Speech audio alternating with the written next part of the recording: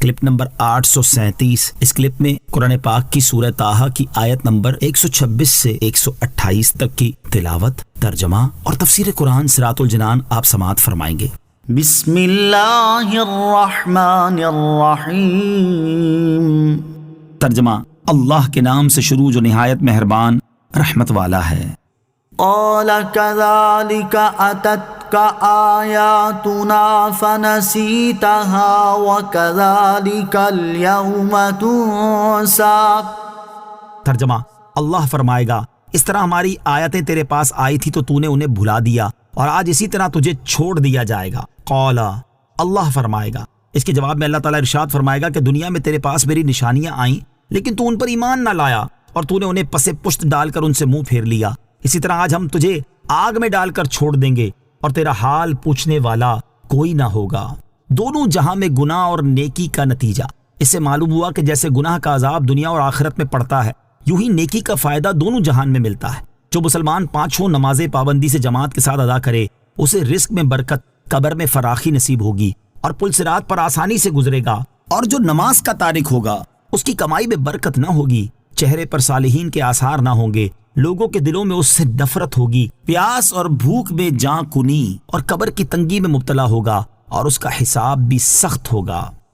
وَكَذَلِكَ نَجْزِي مَنْ أَسْرَفَ وَلَمْ يُؤْمِنْ بِآيَاتِ رَبِّهِ وَلَعَذَابُ الْآخِرَةِ أَشَدُّ وَأَبْقَى۔ ترجمہ: اور ہم اس شخص کو ایسا ہی بدلہ دیتے ہیں جو حد سے بڑے اور اپنے رب کی آیتوں پر ایمان نہ لائے، اور بے شک آخرت کا عذاب سب سے شدید اور سب سے زیادہ باقی رہنے والا ہے۔ وَكَذَلِكَ نَجْزِي، اور ہم ایسا ہی بدلہ دیتے ہیں۔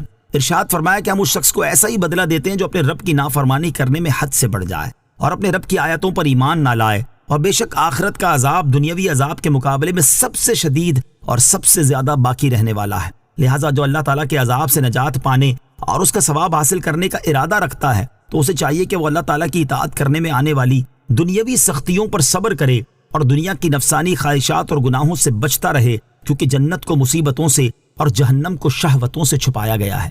حضرت ابو ہریرہ رضی اللہ تعالیٰ عنہ سے روایت ہے، نبی کریم علیہ الصلوۃ والسلام نے ارشاد فرمایا، اللہ تعالیٰ نے حضرت جبرائیل علیہ الصلوۃ والسلام کو بلا کر جنت کی طرف بھیجا اور ان سے فرمایا، تم جنت اور ان نعمتوں کو دیکھو جو میں نے اہل جنت کے لیے تیار کی ہیں۔ حضرت جبرائیل علیہ الصلوۃ والسلام دیکھ کر واپس آئے اور عرض کی، تیری عزت کی قسم، جو ان نعمتوں کے بارے میں سن لے گا وہ ان میں داخل ہوگا۔ جنت کو مصیبتوں سے چھپا دیا گیا۔ پھر ارشاد فرمایا، تم جنت کی طرف دوبارہ جاؤ اور اسے دیکھو۔ حضرت جبرائیل علیہ الصلوۃ والسلام دیکھ کر واپس لوٹے اور عرض کی، تیری عزت کی قسم، مجھے ڈر ہے کہ اس میں کوئی داخل نہ ہو سکے گا۔ پھر اللہ تعالیٰ نے حضرت جبرائیل علیہ الصلوۃ والسلام کو جہنم کی طرف بھیجا اور ارشاد فرمایا، تم جہنم کی طرف جاؤ اور ان عذابات کو دیکھو جو میں نے اہل جہنم کے لیے تیار کیے ہیں۔ حضرت جبرائیل علیہ الصلوۃ والسلام انہیں دیکھ کر واپس آئے اور عرض کی، تیری عزت کی قسم، جس نے ان عذابات کے بارے میں سنا وہ جہنم میں داخل نہیں ہوگا۔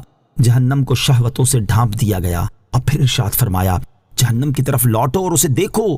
حضرت جبرائیل علیہ الصلوۃ والسلام دیکھ کر آئے اور عرض کی، تیری عزت کی قسم، مجھے ڈر ہے کہ اس میں داخل ہونے سے کوئی نہ بچے گا۔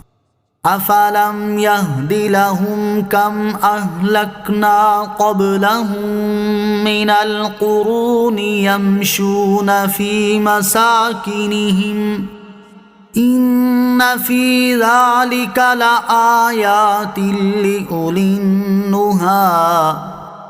ترجمہ: تو کیا انہیں اس بات نے ہدایت نہ دی کہ ہم نے ان سے پہلے کتنی قومیں ہلاک کر دی جن کی رہائش کی جگہوں میں یہ چلتے پھرتے ہیں؟ بے شک اس میں عقل والوں کے لیے نشانیاں ہیں۔ افلم یہدی لہم، تو کیا انہیں اس بات نے ہدایت نہ دی؟